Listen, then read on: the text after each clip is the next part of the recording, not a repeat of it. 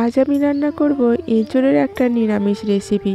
এখানে এঁচোড়টা আমি টুকরো টুকরো করে কেটে নেব। তারপরে এখন আমি জল দিয়ে ধুয়ে নিচ্ছি।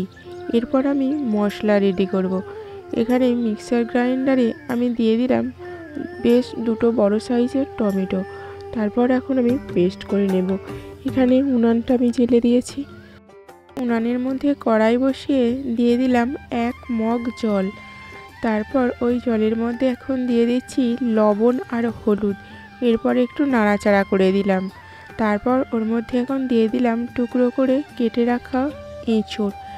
এরপর আমি ঢাকা দিয়ে দেব এবং বেশ অনেকটাই সময় লাগে, যেহেতু কড়াইয়ে সেদ্ধ আর এঁচোড় অনেকটাই শক্ত হয়। তারপরে এখন আমি খুলে একটু নাড়াচাড়া করে দেব আর সঙ্গে দেখে নিচ্ছি ঠিক কতটা সেদ্ধ হয়েছে। এখানে এঁচোড়টা কিন্তু খুব একটা সিদ্ধ করা যাবে না, কারণ এরপরে ভাজার ব্যাপার আছে। খুব সিদ্ধ হয়ে গেলে ভাজার সময় কিন্তু ছেড়ে ছেড়ে যাবে, খুব একটা ভালোভাবে ভাজা যাবে না। তো এখানে কড়াইটা পরিষ্কার করে আমি ওর মধ্যে দিয়ে দিয়েছি বেশ কিছুটা সরিষার তেল। তারপরে দিয়ে দিলাম টুকরো করে রাখা আলু। এরপরে দিয়ে দিলাম লবণ আর হলুদ। এরপর আমি বেশ খানিকক্ষণ নাড়াচাড়া করে ভাজা ভাজা করে নেব। এখানে আলুটা কিন্তু ঢাকা চাপা করে ভাজলাম না। যদি ঢাকা চাপা করে ভাজতাম তাহলে কিন্তু অনেক নরম হয়ে যেত। যেহেতু এঁচোড় অনেকটাই শক্ত হয়, তাই এঁচোড়ের সঙ্গে কষানোর সময় কিন্তু প্রবলেম হতো বা আলু গলে যেত। তাই ঢাকা না দিয়েই নাড়াচাড়া করেই ভেজে নিলাম। তো এরপর ওই তেলের মধ্যেই দিয়ে দিলাম সিদ্ধ করে রাখা এঁচোড়গুলো। এখানে এঁচোড়টা খুব যে ভাজা হবে তা নয়, কারণ এঁচোড় আবার বেশিক্ষণ ভাজলে পুনরায় শক্ত হতে শুরু করে। তাই অল্প কিছুক্ষণই নাড়াচাড়া করে ভেজে নেব। দেখুন আমার এঁচোড়গুলো কিন্তু কোনোভাবেই ছেড়ে যায়নি। তারপর আমি আবারও দিয়ে দিলাম তেল, দিয়ে দিলাম গোটা গরম মশলা। এরপরে দিচ্ছি 5 ফোড়ন। তারপরে দিলাম 2টো তেজপাতা ক্রাশ করে। এরপর এখন আমি দিয়ে দিচ্ছি কাসুরি মেথি। তারপর এখন আমি অল্প একটু নাড়াচাড়া করে দেব। তারপর এখন আমি দিয়ে দেব আদা বাটা। এখানে যেহেতু কসুরি মেথি বা সব মশলাই শুকনো শুকনো, তাই জ্বলে যেত, তাই জল না দিয়ে আদা পেস্টটাই দিয়ে দিলাম। জলের কাজটাও হয়ে গেল। এরপরে এখন আমি দিয়ে দিলাম হিং। নিরামিষ রেসিপিতে হিংটা আবশ্যক। গরম তেলের ওপর হিং দিলে জ্বলে যাওয়ার সম্ভাবনা থাকে, তাই কিছু মশলার উপরে দিলাম। তারপরে দিয়ে দিলাম টমেটো বাটা। এরপরে দিয়ে দিলাম লঙ্কা গুঁড়ো, হলুদ গুঁড়ো, জিরা গুঁড়ো আর সঙ্গে লবণ। তারপর বেশ কিছুক্ষণ কষিয়ে নেব। এখানে জল দেওয়ার প্রয়োজন নয়, কারণ টমেটো বাটাতেই অনেকটা জল থাকে। তো মশলাটা আমার কষানো হয়ে গেছে। এখন আমি ভেজে রাখা আলু আর এঁচোড়গুলো দিয়ে দিলাম।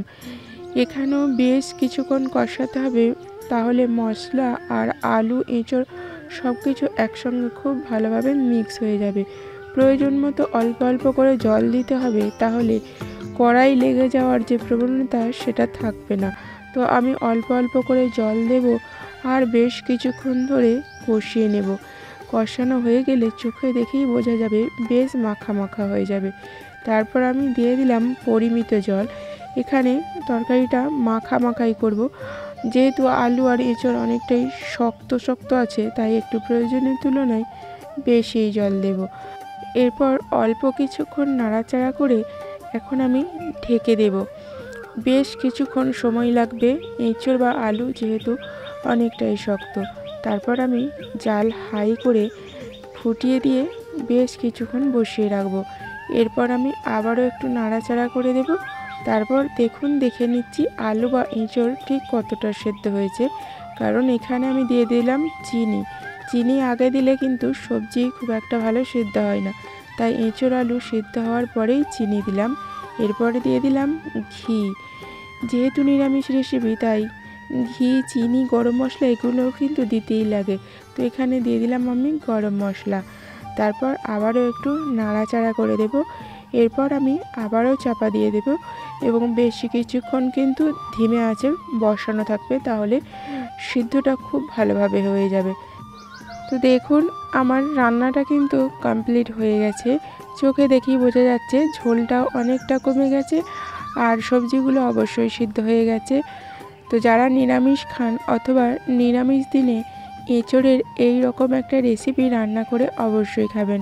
যদিও বা নিরামিষ, তারপরেও কিন্তু অনুভূতি মোটেও পাবেন না। তো খুব সুন্দর, খুব লোভনীয় হয়েছে। আপনারাও বানিয়ে খাবেন। সুস্থ থাকবেন, ভালো থাকবেন। আবারও দেখা হচ্ছে পরবর্তী ভিডিওতে।